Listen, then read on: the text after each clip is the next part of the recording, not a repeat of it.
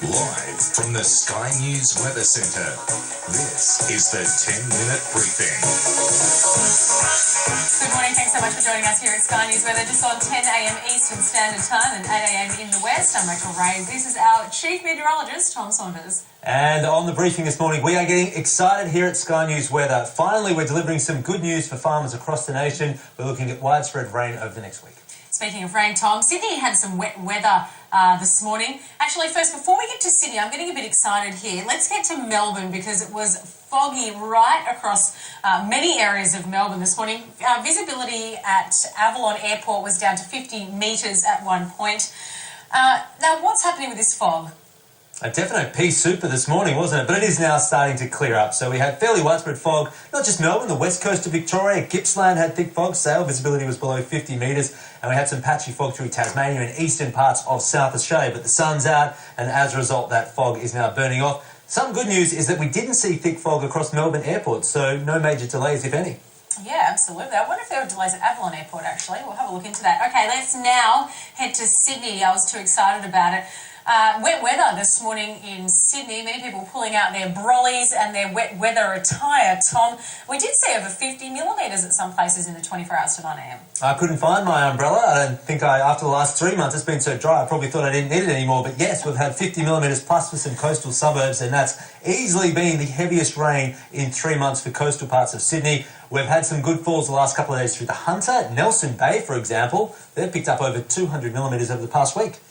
And we've have had quite a few showers along the New South Wales coast. They're continuing into today as well, Tom. Certainly are. Let's have a look at the radar, which will show the heavy falls that we did see overnight around Sydney. That's indicated by the darker echoes. That rain actually eased off just before sunrise. You can see there most of the showers actually clearing from Sydney temporarily, but they're returning. In fact, right now some heavy showers over the southern parts of Sydney. They're just over Cronulla at the moment. Notice those dark echoes. And showers are about to hit the northern beaches as well. Up around Newcastle, we've got some rain. So many good falls through New South Wales. Bega had over 25 millimetres. I think Port Macquarie as well picked up over 25 millimetres of rain. And we're going to see the good falls continuing today. Showers with the odd storm along the New South Wales coastal fringe. And heavy showers and storms will also just gradually spread further north onto the southern Queensland coast over the next couple of days. Now for Sydney, the showers will ease tonight. They'll actually mostly clear away by Thursday morning. Now let's head to the other side of Australia because we do have some heavy rainfall and more heavy rainfall on the way. Karratha in the northwest of Western Australia picked up more than a month's worth of rain in an hour. For the southwest,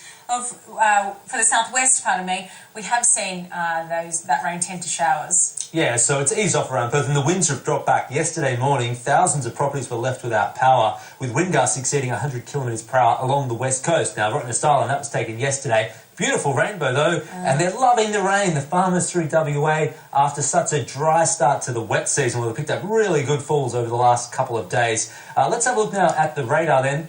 So through the northern part of WA, we're still seeing heavy rain, and there is a warning in place for flash flooding. Take a look at that moisture pouring down from the Indian Ocean. You mentioned Karratha. We've had big falls. We've had nearly 100 millimetres of rain at Onslow since 9 a.m. yesterday. That's their heaviest June rain since 1951. They picked up at one stage 32 millimetres in 1 hour. There's a warning in place as a result. Now, this is the forecast rain for the rest of today then. What we're looking at is good falls for the eastern part of WA. The heaviest falls, though, indicated by the red and the black shading around the Pilbara coastline. That area of Rachel could see another 100 millimetres today. This is great news for farming areas, Tom. Now, that same northwest cloud band is going to be bringing some showers, some rain, in fact, to the southeast, which is great news. Okay, this is what we're really excited about because WA, okay, you've had some rain now. It's time for southeastern Australia to get some rain. Well, it is coming. A northwest cloud band, the first one of the year, will cause light rain to develop across South Australia on Thursday. But then on Friday, take a look at this. Widespread, moderate rain spreading across the Murray Basin. Including most farming areas of South Australia. But there it is, northern Victoria, southern New South Wales. I mean, these are the areas that have been so dry so far this year. Now, Broken Hill, it's been the driest start to a year on record. And we're going to get a second band of rain coming through early next week. Now, you put the two together, this is what we expect. It's about 25 to 50 millimetres along the Murray River. Rachel, that's easily the heaviest rain we've had so far this year. Great news, great news. I love seeing all of that rain. Now, could this lead to flash flooding, Tom? Possibly, but who cares? I mean, we'll take flash flooding. It's unlikely. The ground's so dry. No, this is not flash flooding. This is steady rain, which is what farmers like. They don't like rain from storms. It comes down too quickly, and sometimes you can get flash flooding, and then all that water runs away, so you've lost the water that's falling out of the sky. But this is soaking, steady rain. It'll sink into the soil. You'll get some moisture in the soil. You can get your crop going. Of course, we'll get some grass growing after this rain through, for example, central New South Wales, where it's very dry. However, northern New South Wales and Queensland, not this time. All right, hopefully soon, but that's good news. It's coming from Western Australia into the southeast of the country. All right, we're going to take a very short break now, but stick with us. We'll be back in just 60 seconds with some international weather news, where we've got some amazing footage of a geyser erupting in the United States of America. I can forward wind this for you, so you don't have to watch the ads. Tony Awards, Transformers.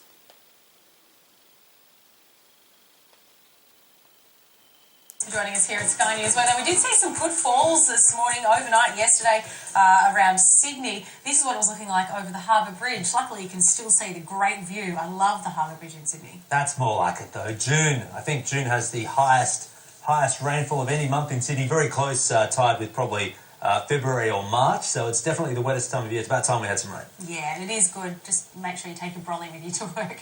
All right, let's head now to some international weather news, where in the United States, millions of visitors flock to the world's first national park every year, which is Yellowstone National Park. And their steamboat geyser erupted for the 8th time this year, resulting in this many happy people. And it's been reported that it went about 300 to 400 feet into the air. That's impressive. That's about 100 metres. That's, the Kiama blowhole.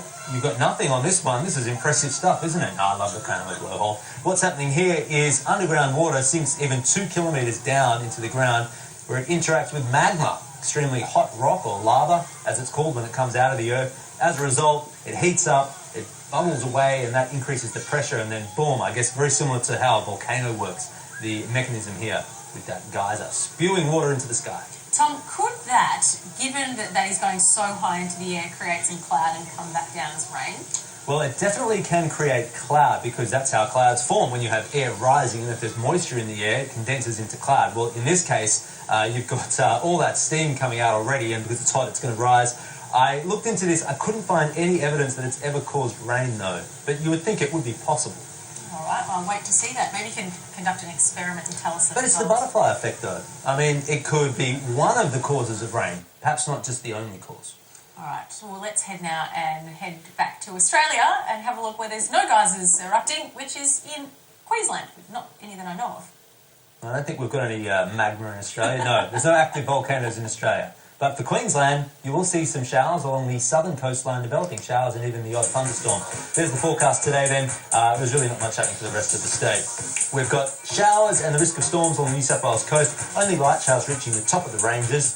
And it will be another dry day through the west. But your rain is coming. Thursday to Saturday, finally some rain. The odd shower for far eastern Victoria. Otherwise, it's dry. 18 in Melbourne. State of origin tonight should be about 12 degrees at kickoff. There's no chance of rain, so it's good news. Showers will develop along the northern parts of Tasmania. Only light showers, just onshore winds there. Drizzly falls around Devonport and Burnie. Dry for the rest of the state. Cloud increasing across western South Australia. Light showers developing through the west down towards Kangaroo Island. Now, Adelaide won't see rain today, but you'll get rain developing tomorrow. And it looks like it'll probably peak perhaps Friday morning for Adelaide. Showers continuing to the southwest land division, increasing as another front comes through this afternoon. Even the odd storm around the southwest and lower west. There's heavy rain to the Pilbara, risk of flooding, and it's dry across the NT. Thanks, Tom Saunders. Alice Springs, 22 degrees. It hasn't been as chilly this morning in Alice Springs as the other winter mornings, has it? No frost. No frost this morning. Good morning to you in the Alice. All right, we are going to wrap it up there, but do stay tuned, because your capital city forecast is coming up shortly, and it does include the weekend forecast right around the country for every capital city. Thanks so much for joining us, as always, on Sky News Weather.